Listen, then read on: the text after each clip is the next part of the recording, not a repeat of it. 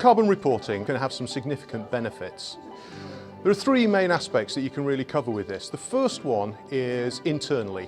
So by actually undertaking carbon footprinting and doing the reporting process, you're actually starting to manage the carbon consumption, and therefore carbon relates to energy and the consumption of your resources internally. So even if you're only reporting carbon, you're actually starting to manage that properly. If you go beyond carbon and you're reporting things like water, waste, your biodiversity, for example, then they're obviously also things that you're managing, and therefore you can improve upon those. And it really all encompasses within resource efficiency. The second aspect is really down to the communication, either business to business or business to consumer, because it's those folks that you're trying to get over the message to. Now that could be, as I say, your consumers or the businesses that you're involved with, or it could be your stakeholders, the investors in your business, and the people with the money who will want to invest. Reporting your carbon footprinting and your environmental profiles can actually be very important in actually winning that type of investment into your business. And the third aspect is really to do with actually what you're doing in the bigger context of things. So it's the likes of the resource efficiency in the round, it's the management of the energy, but ultimately it's actually how you do things better. I think the main benefits of carbon reporting is essentially helping organisations to comply with legislation, which is primarily what we do at EIC, through CRC, CCA and EU ETS compliance schemes. But it's also to help companies sort of reap the rewards from financial incentives, as well as maintain competitive advantage with their competitors. So that obviously plays into the voluntary carbon reporting and the GHG carbon reporting, as well as carbon disclosure project reporting as well. Monitoring or measuring or reporting carbon gives an organisation a hold of its resource and how to optimise those resources. The benefits of carbon reporting to our business are twofold really.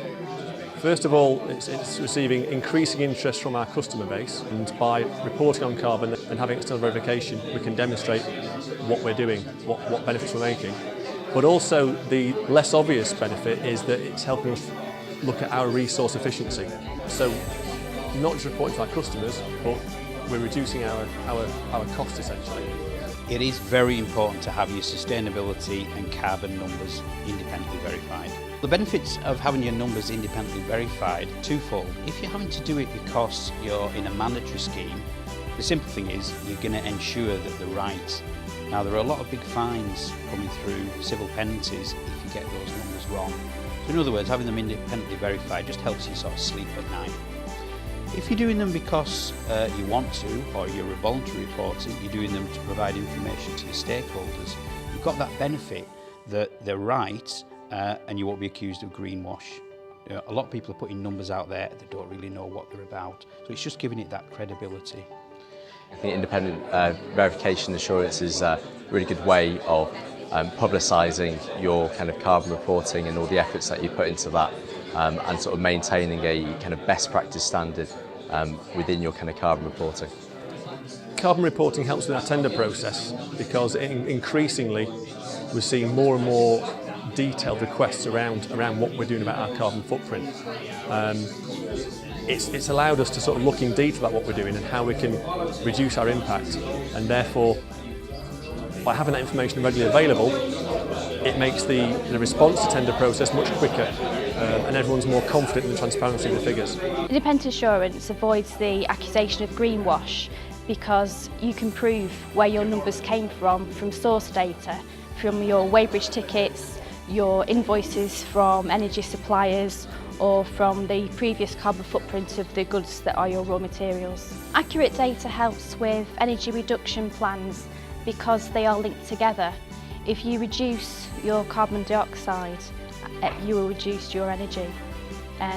It's not a direct one-on-one correlation, but take any example and you can see that they're related. Independent assurance is, from my view, extremely important because it gives that external rubber stamp effectively on the figures that we're reporting. Without external assurance, the figures could be innocently incorrect, but incorrect, and therefore if someone wanted to sort of dig deeper, it just weakens the whole process.